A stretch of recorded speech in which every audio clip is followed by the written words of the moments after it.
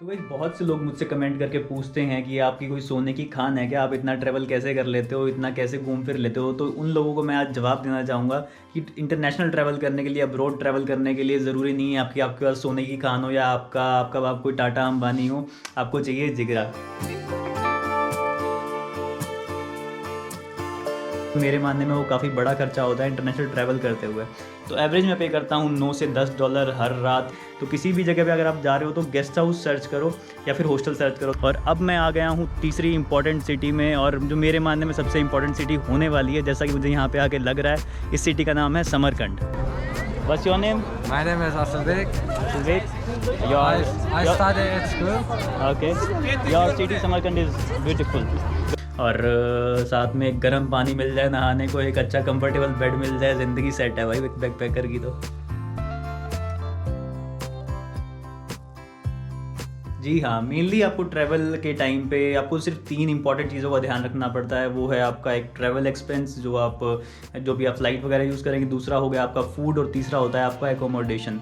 तो guys, travel के लिए बेसिकली आपको मेन सबसे बड़ा आपका खर्चा होता है एक फ़्लाइट लेके दूसरी कंट्री में आने का। वो होता है, वो उसके लिए आपको एक अच्छी डील पकड़नी पड़ती है। बहुत सी वेबसाइट हैं जिसके बारे में हम किसी और वीडियो में बात करेंगे। दूसरा होता है फूड का। फूड में आप खुद भी बना सकते हैं, और ज़्यादातर जहाँ भी आप एकोमोडेशन में रहते हैं फॉरेन कंट्रीज़ में, वहाँ आपको ब्रेकफास्ट तो इंक्लूडेड मिलता ही है।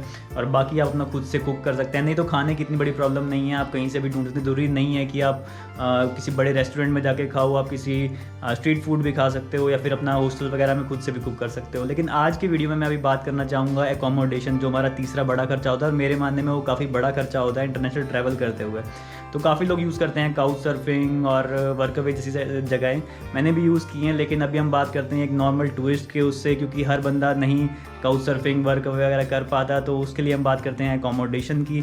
तो बेसिकली मैं उज़्बेकिस्तान की अगर बात करूँ तो यहाँ पे एकोमोडेशन मुझे बहुत सस्ती मिलती रही है, क्योंकि ये कंट्री भी काफ़ी महंगी नहीं है। और आजकल कोविड का टाइम चल रहा है, तो हर कोई प्रेफर नहीं करता हॉस्टल में रहना। मैं खुद नहीं करता, क्योंकि थोड़ी प्राइवेसी चाहिए अपने लिए और थोड़ा कोविड से भी बचाव चाहिए, इसलिए मैं प्रेफर कर रहा हूँ रूम में रुकना। और यहाँ पे भी एकोमोडेशन मुझे बिल्कुल ज़्यादा महंगी नहीं मिली है। अभी भी मैं एक प्राइवेट रूम में रुका हुआ हूँ, और मोस्टली मैंने इस उज़्बेकिस्तान के पूरे ट्रिप में जहाँ भी मैं गया हूँ, तो वहाँ पे मैं प्राइवेट रूम्स में ही रुका हूँ। तो एवरेज मैं पे करता हूँ 9 से $10 हर रात के, और इसमें मुझे ब्रेकफास्ट इंक्लूडेड मिल जाता है। तो इंडियन में देख लो कितने हो गए, हमारे 700 रुपये के आसपास हो गए। तो ये कुछ ज़्यादा एक्सपेंसिव नहीं है इंटरनेशनल ट्रैवल करना।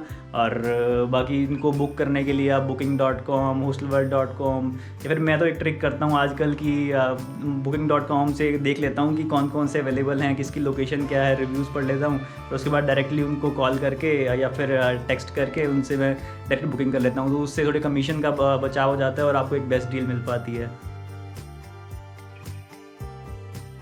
तो गाइस, फॉर एग्जांपल जैसे मैं अभी इस रूम में रुका हुआ हूँ, इस रूम के मैं पे कर रहा हूँ लगभग $10, जिसमें मेरा ब्रेकफास्ट भी इंक्लूडेड है।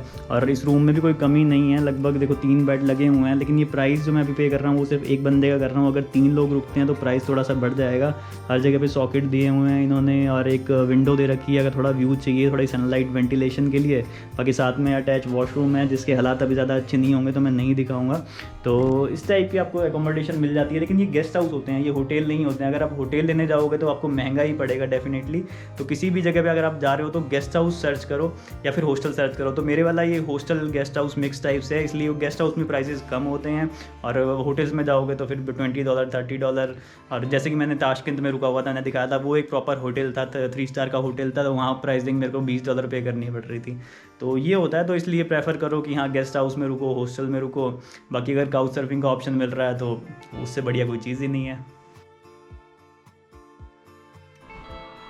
तो गाइस, पहुंच गया हूं मैं समरकंड में भी, और यहाँ पे भी मुझे अकोमोडेशन बहुत अच्छे दाम पे मिल गई है। एक्चुअली उज़्बेकिस्तान में बहुत सारे हॉस्टल्स नहीं मिलते, हॉस्टल की अवेलेबिलिटी बहुत कम ही होती है। तो मेनली यहाँ पे गेस्ट हाउस होते हैं। तो अभी इस गेस्ट हाउस में मैं रुक रहा हूँ, इसका नाम है समरकंद सेंटर, और यहाँ पे मैं सिर्फ $9 पे कर रहा हूँ विद ब्रेकफास्ट। और रूम भी बहुत ठीक ठाक है। ये पीछे इसकी एंट्री है, यहाँ से एंट्री करते हैं तो उसके बाद कुछ इस टाइप का रूम है ये।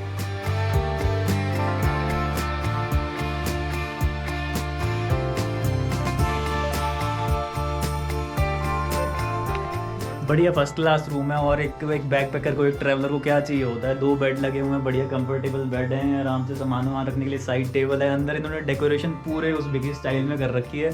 एक अच्छा मन लगेगा इस रूम में तो मेरा। मैं शायद पता नहीं कितने दिन रुकूँ अब यहाँ पे। और बाकी इधर इन्होंने एक कॉफ़ी मशीन भी दे रखी है, अपनी कॉफ़ी वगैरह बना सकते हो, चाय बना सकते हो। और टीवी लगा हुआ है। टीवी की ज़रूरत है नहीं भाई, टीवी यहाँ वैसे भी उज़्बेकी लैंग्वेज में समझ नहीं आएगा। हालांकि यहाँ पे काफ़ी लोग इंडियन मूवीज़ दे रहे होते हैं, लेकिन वो डब होती हैं उज़्बेकी लैंग्वेज में। मैं एक देख रहा था एक दिन मूवी, वांटेड मूवी उज़्बेकी लैंग्वेज में दिखा रहे थे, तो बस याद आ रहा था लेकिन समझ नहीं आ रहा था। एनीवेज वापस आते हैं रूम पे। तो काफ़ी सही रूम है। बाकी वॉशरूम है इसका, यहाँ साथ में अटैच वॉशरूम है, ये भी बहुत क्लीन है, बढ़िया साफ़ सुथरा वॉशरूम है यहाँ का।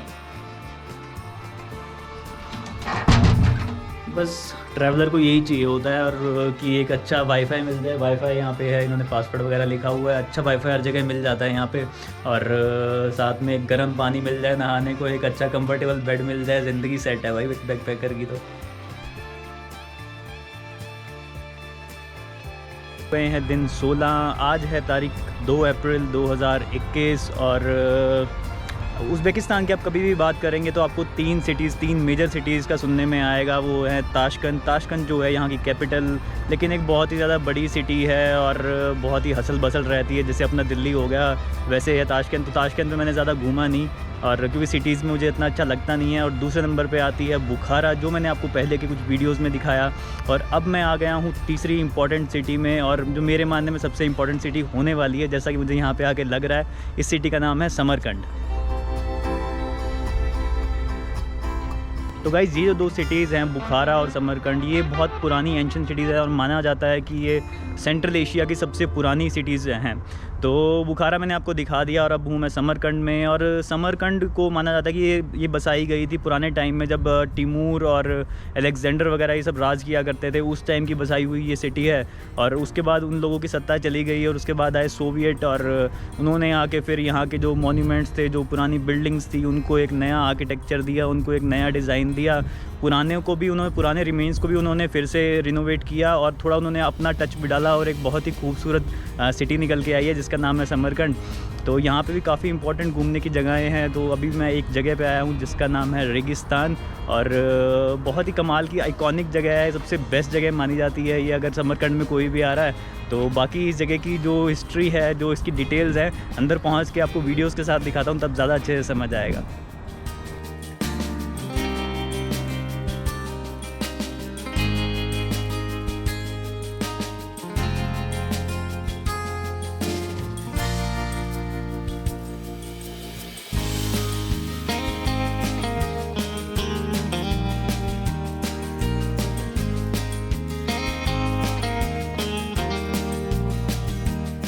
तो गाइज़, ये मेरे पीछे की तरफ है रेगिस्तान। क्या देखो कमाल का आर्किटेक्चर लग रहा है, एक बिल्कुल बहुत ही ज़्यादा आइकॉनिक प्लेस, और सिटी सेंटर में ही है ऑलमोस्ट समरकंद के। और यहाँ पे मतलब 3 मदरसा हैं। मदरसा मैंने आपको पहले बताया लास्ट वीडियो में भी कि इस्लामिक एजुकेशन के कॉलेजेस होते हैं, तो उनको बोलते हैं मदरसा। तो यहाँ पे 3 बिल्डिंग बनी हुई हैं, तीनों मदरसा हैं, और एक में मॉस्क भी है। और इसमें जाने की अभी एंट्री टिकट लेनी पड़ती है, तो अभी एंट्री टिकट लेता हूँ और अंदर जाता हूँ। अंदर जाके और इसके आर्किटेक्चर को और अच्छे से देखता हूँ, आपको भी दिखाता हूँ।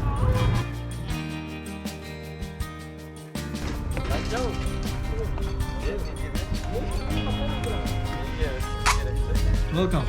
Thank you.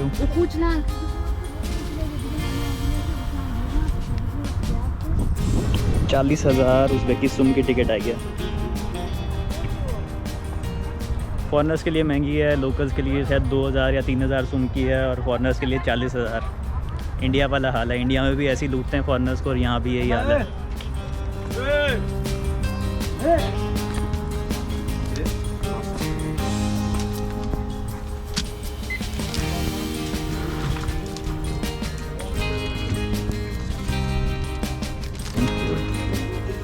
भैया कह रहे हैं मास्क डाल लो, तो मास्क भी डाल लेते हैं भाई, मास्क भी ज़रूरी है।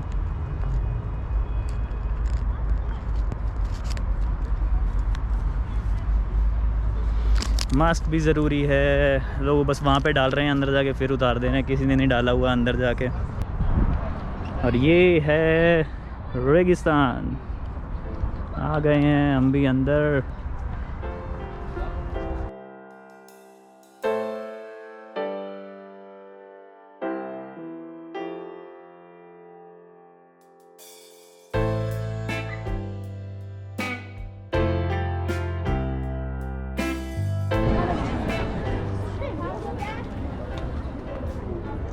Very good.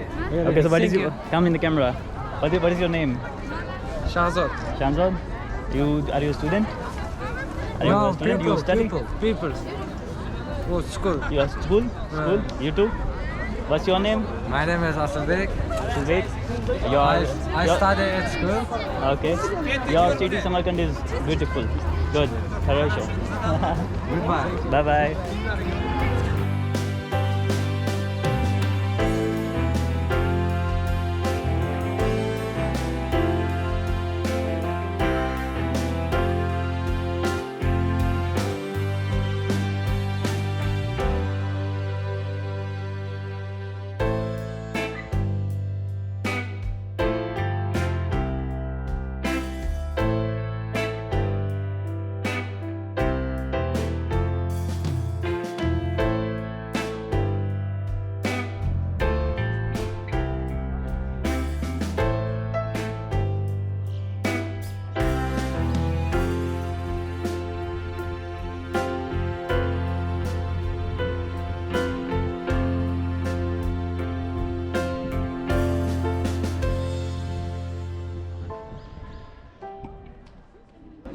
तो गाइस कुछ इस टाइप के होते हैं ये मदरसा अंदर से, जिनमें छोटे छोटे रूम्स बने हुए हैं जहाँ पे किसी टाइम पे शायद एजुकेशन होती थी और पढ़ाई वगैरह का काम होता था। आजकल यहाँ पे सारी सोवेनियर्स वगैरह की शॉप बनी हुई हैं, फ्रिज मैग्नेट्स या फिर और जो यहाँ की लोकल चीज़ें हैं वो सब मिल रही हैं। तो अभी तो मैं पहले में ही आया हूँ, बाकी अभी 2 और हैं, इनमें भी जाके देखते हैं। मुझे लग रहा है कि इनमें भी सब सेम ही माहौल होगा, बट आर्किटेक्चर बहुत ही कमाल का है और मज़ा आ रहा है देखने में।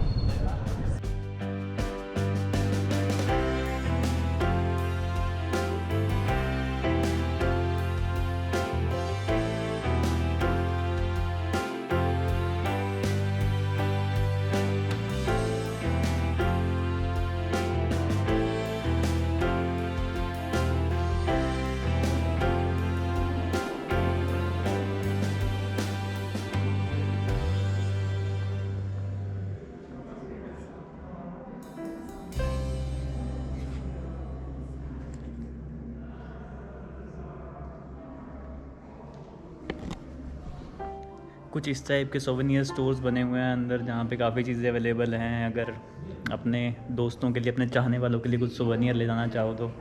मुझे तो बहुत ट्रैवल करना होता है, इसलिए मैं ये सब चीज़ें लेता नहीं हूँ, खाली फ्रिज मैग्नेट्स लेता हूँ अपने घर के लिए।